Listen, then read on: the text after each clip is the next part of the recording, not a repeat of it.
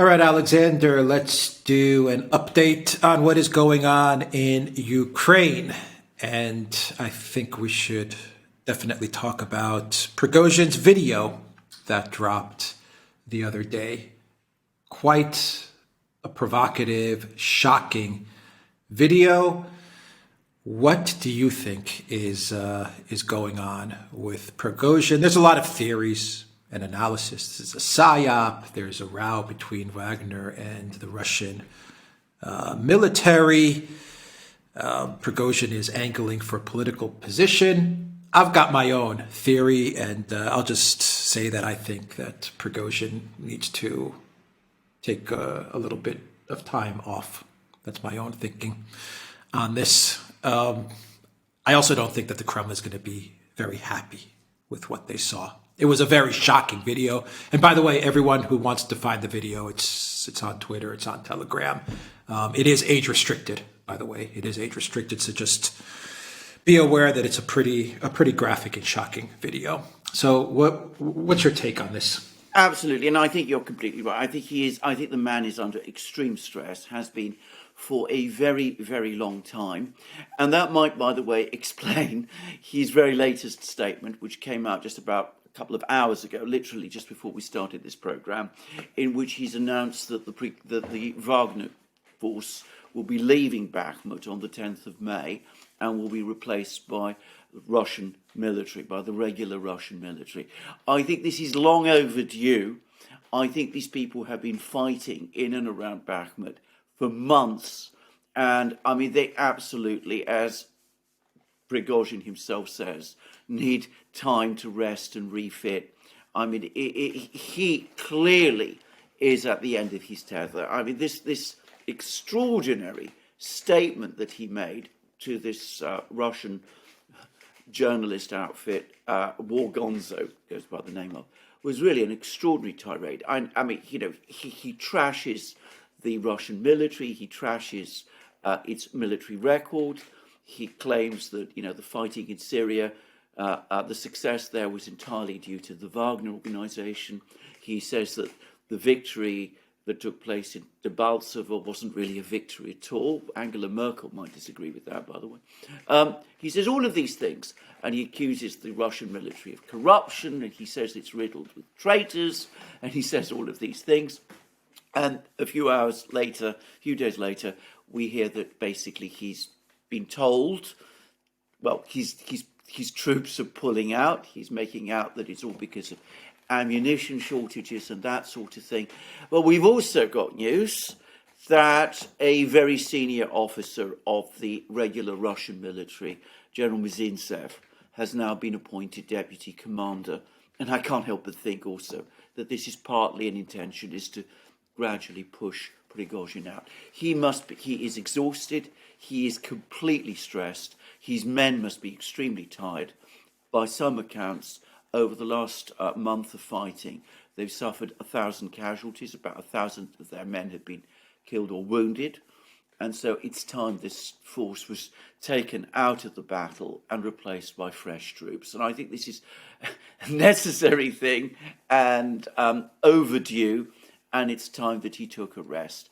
Now, I'm going to just quickly add a point about Prigozhin. He is a civilian. He doesn't seem to have any understanding of the fact that militaries operate under a chain of command. And his behavior over the last couple of months has been of a level of insubordination that would have been unacceptable in any military. He's traded on the fact that the Wagner organization is a private military company, as he repeatedly says. But of course, and this is an essential point to understand, it is a private military company operating within a conflict in which the overall charge is that of the Russian Defense Ministry, the Russian military, and that without the support of the Russian military, the Wagner organization could never have been set up in the first place and could never have operated on the battlefields in the way that it has. So, I mean, I think some of the people who tend to be supportive of Prigozhin perhaps need to acknowledge this, that, as I said, no other military, certainly not one involved in a conflict that I can think of, would have tolerated a insubordinate officer talking in the way that Prigozhin has been talking for perhaps as long as the Russian military has tolerated Prigozhin. And that can only be a sign that he's had very high backing from some people at the very top level of the Russian command, political and military structure. But I suspect that by this point, even their patience must have been stretched to breaking point. Well, he called them out. I mean, he specifically mentioned Shoigu and Gerasimov. Yeah, I know. He basically said these guys are sabotaging Wagner. They're responsible for the death of these soldiers who, if you haven't seen the video, Prigozhin was speaking while there were dead bodies behind him. And he said these people are corrupt. I mean, he just said it. And this is not how the Putin government in general operates. They haven't operated like this during the conflict. They've been very quiet and very secretive, and they're very careful in what they say. And in general, this is not how the Putin government operates. Prigozhin just threw everything out there in the open on social media. So, I mean, this, he's basically what you're saying is that this guy who's the founder of Wagner, this is his outfit, is still a civilian. Yes. He's a civilian in Bakhmut, in a war zone.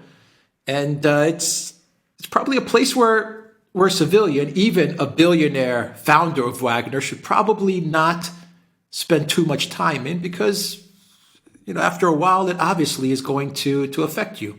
Absolutely. Can I just say, I mean, I have seen pictures, many pictures, photos, films from the battlefronts, and they have affected me. But obviously I'm not there. Prigozhin insists on being there in the middle of the battle. And as I said, I think it is affecting him, and I think it's causing him an enormous amount of stress, and I think he's losing track of what he's doing. And I have to say this. I mean, again, it's not just the Putin government that behaves like this. In other words, maintains strict control of information, is disciplined about what it says. Every single military I know of works in this way. All I am saying is he doesn't seem to understand that he is operating as part of a larger military organization. And you can't talk like this in public about your commanders. I mean, no military in the world would accept this. And as I said, he's clearly lost control of what he's saying and of what he's doing. And as you rightly say, he needs a rest. Right. So how is the collective West, NATO, Ukraine going to take advantage of this video? Because they aren't going to take advantage of this video, obviously. Well, absolutely. And of course, then they are. They're already, they're going around saying that this is Prigozhin confirming all that they've been saying for a long time about the Russian military, that it's corrupt, that it's incompetent, that it's run down, that it's badly led, all of those things. So, in effect, what Prigozhin is doing, again, using, I'm not sure that this is real military parlance. As I said, I'm an absolute civilian myself, but, giving aid and comfort to the enemy and demoralising his own side. I mean, and that is exactly what is happening. The British Ministry of Defence loves Prigozhin from that point of view. I'm not saying that, they like him in general and that they're not conscious of what his organisation has achieved in Bakhmut, but they love these kind of statements. I mean, they've been referenced several times in the British Ministry of Defence's bulletins. And of course, it does give an impression also of divisions within the Russian command. So there's news that General Mizintsev, who is he's going to be taking over Wagner, Alexander, or he's going to be taking over the Russian forces that are replacing Wagner. Well, that's a very good question. Who knows? 'Cause I'm a little confused as to what, what the role is. The you see, we haven't actually had a formal announcement. What we had yesterday were reports that were appearing in the Russian media to the effect that he has been appointed deputy commander of Wagner. But that may not be strictly correct, because this isn't an announcement from the Russian Ministry of Defense.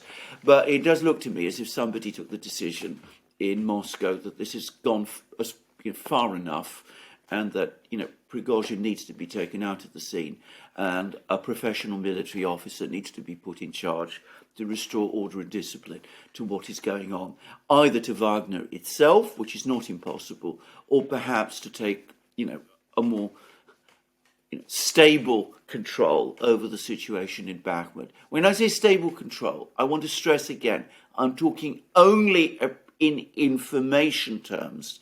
I'm not talking about the operational conduct of the battle, in which, Wagner cannot be faulted. They've achieved astonishing things. But information control, information discipline is part of war. You can't fight a war unless you exercise it properly. You can't have commanders going out making those kind of comments, the kind of comments that Prigozhin is making. No military in the world can work that way. I mean, no organization in the world can work that way. This was more than a comment. That was more than a comment. I know. This was a video with soldiers. I know. With soldiers who had been killed in battle. I mean, that's the part that's. Yes, I know. That troubles me. This was not an interview. No. This was not something that he was telling a journalist. No, I know. On the record or off the record. I mean, he created an entire video about this. Yes, absolutely. And I actually have to say that I do wonder whether perhaps what pushed him over the edge might have been the news that General Mizintsev was coming in and taking charge, because Mizintsev actually left his previous post some days ago. Before that video appeared, the timing is never easy to judge, because videos can be made and held back, but this may have been under discussion for a while. So it could be that, he was upset and angry because he learned that Mizintsev has been appointed to take over this position from the ministry. He was a senior official at the Russian Ministry of Defense, a colonel general, which is a very senior post. So it may be that, this is what finally pushed him over the edge. He feels that Wagner is being taken from him, even though this man is, deputy. He's nominally his deputy. Who's to say exactly what happened? But anyway, that may explain to some extent what he's done. The problem is, we're talking about Prigozhin. It's not impossible that some of his criticisms about ammunition shortages and corruption might have some validity. But the way he's gone about doing this is going to undermine his case. And notice, not a single other Russian commander, not even Kadyrov, for example, who has in the past come across as a, Prigozhin's ally, has come out and supported Prigozhin over this matter. Yeah, I mean, there might be a lot of truth to what he's saying. I was going to ask you that. Is there trouble with logistics? Is there trouble with ammunition? Could there be some jealousy in the ranks of the Russian military, because Prigozhin has effectively drawn a lot of media attention to himself and to Wagner? I think all of these things play a role. At the end of the day, we're dealing with human beings here. I mean, so I'm sure there's a lot of emotion and a lot of different things that are happening at once. But I imagine that Putin, knowing the way he governs, stepped in and made the decision, what it looks like to be a switch of leadership or telling Prigozhin to come back home. I mean, this style of disseminating information is not the Putin government's style of doing things at all. Not Before at the all. war, during the war, this is not how they operate. Absolutely not. And again, I want to stress again, I don't think it would be acceptable in any army. Certainly not the Russian army, and certainly not the Russian political system. You're absolutely right. Certainly not the Putin government. The Putin government likes to keep any disagreements private. They always want to present a united face to the world. And having somebody like Prigozhin coming out and acting like this, as I said, I think it has lost him, actually, all the support that he previously had in Moscow. I mean, he went much too far in the way that he did, and parading the bodies of dead Russian soldiers in order to make criticisms of senior Russian officers. I mean, that will have provoked enormous outrage, and there will be jealousy. There will be all kinds of Russian commanders in all sorts of other places, in Avdiivka, where there've been Russian advances, in Vuhledar, where there's been very heavy fighting recently, in the Svatovo-Kremenaya area, all kinds of places like that, who will be fuming that Prigozhin has basically hogged all the attention all over the last few months.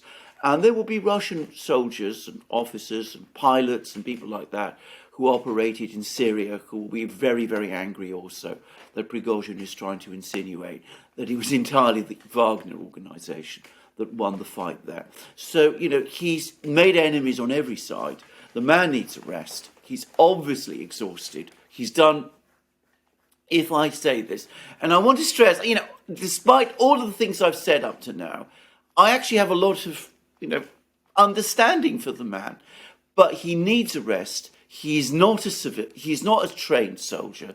He's not had a military background. He's not somebody who has experienced in the past the face of battle or has been trained to do so. I think this has got to him, and I think anyway the troops under his command are probably worn out as well. So, I mean, it's time that they were relieved, and it is absolutely time that he took a rest. Was it a mistake from the Putin administration to allow Prigozhin to broadcast from Bakhmut, from the front lines? I mean, at the end of the day, he is a civilian. Yes. I mean, yes, he's a billionaire. Yes, he's the founder of Wagner. All of these things, but he is a civilian. He has never served in the military. Yes. Yes. Isn't it very unorthodox to allow someone like this to stay on the front lines for this long? I think it was extraordinarily unorthodox, very uncharacteristic, as I said, of the way the Russians nowadays conduct war. And I think it was almost certainly, many people in Moscow will be saying it was a huge mistake. And I think in practical terms it was. I mean, Prigozhin has been complaining about ammunition shortages ever since February. And in all that time, the Wagner organization has kept advancing.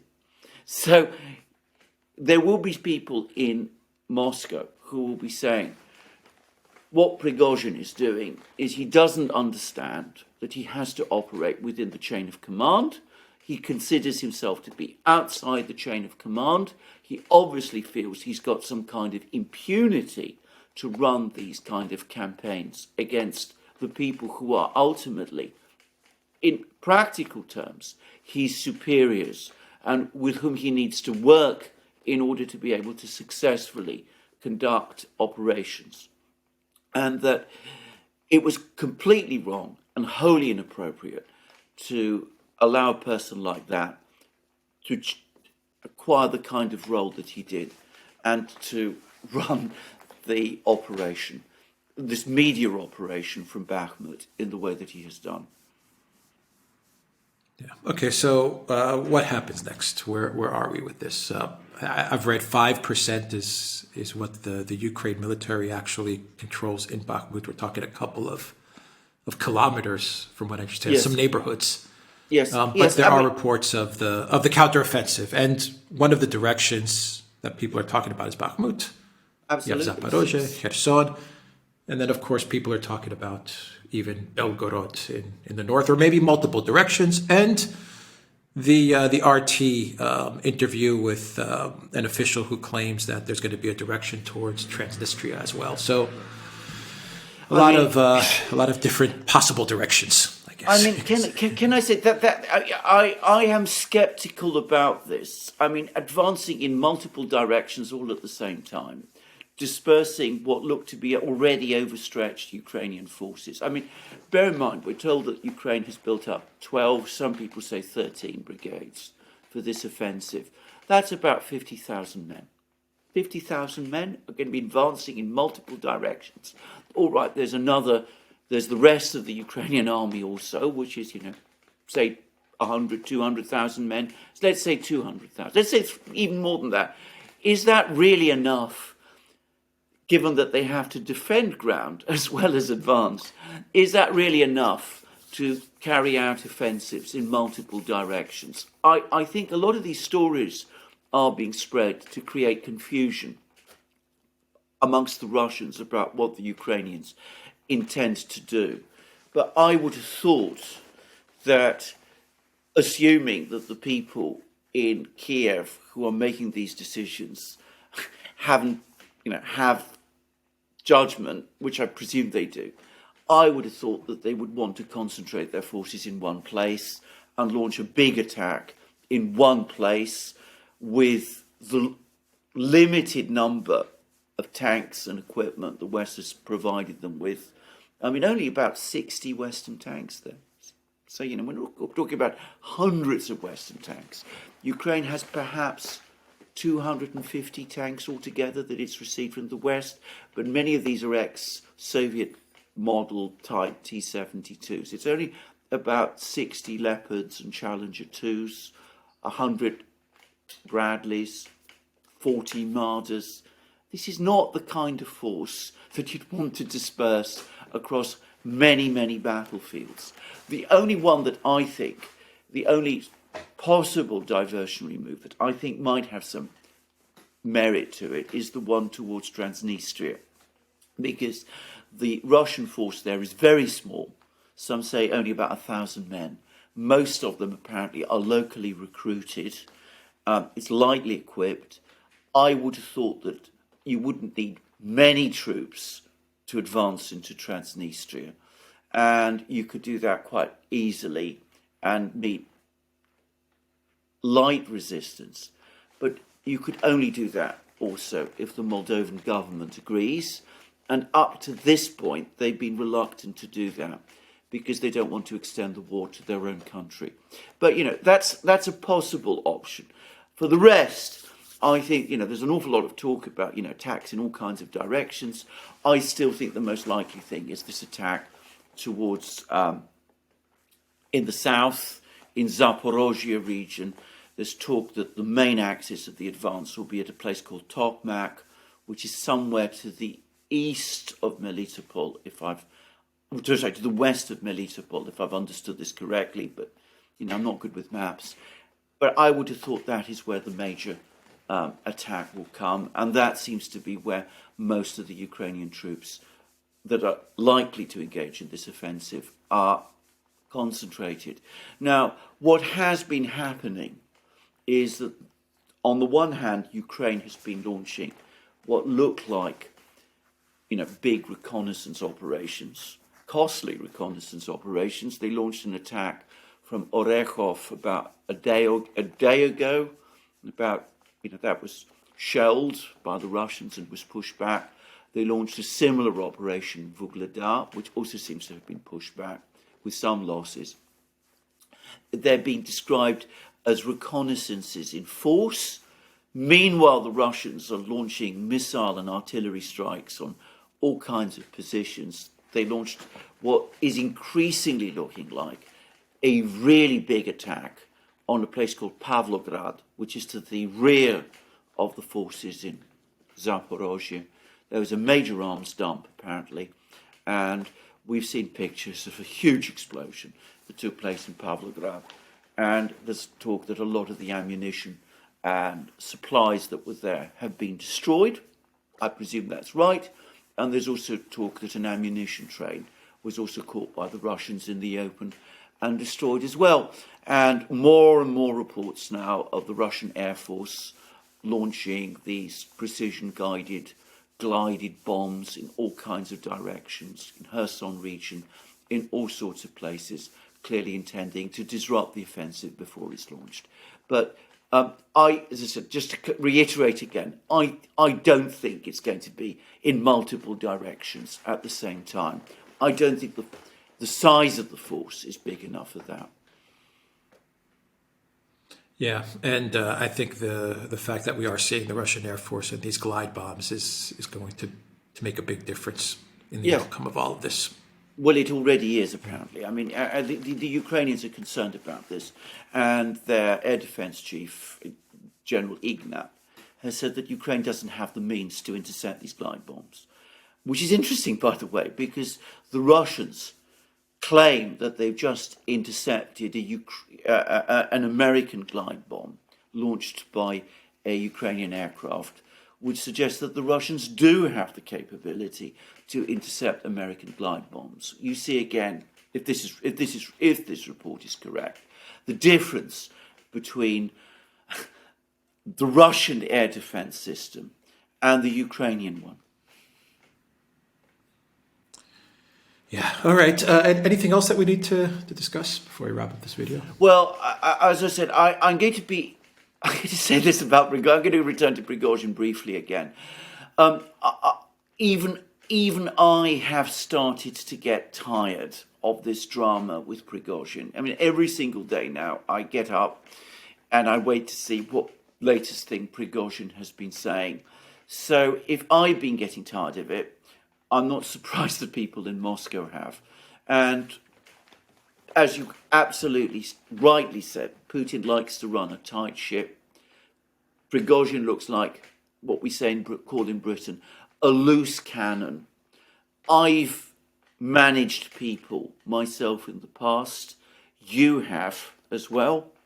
We both know that if you're a manager, you just can't work with people who behave in this kind of erratic way, even if a lot of what they say might be justified and true. There comes a point beyond which insubordination goes too far. And I think Prigozhin crossed that point a few days ago. So yes, I'm not discounting everything that he said, but I do think it is time for him to go.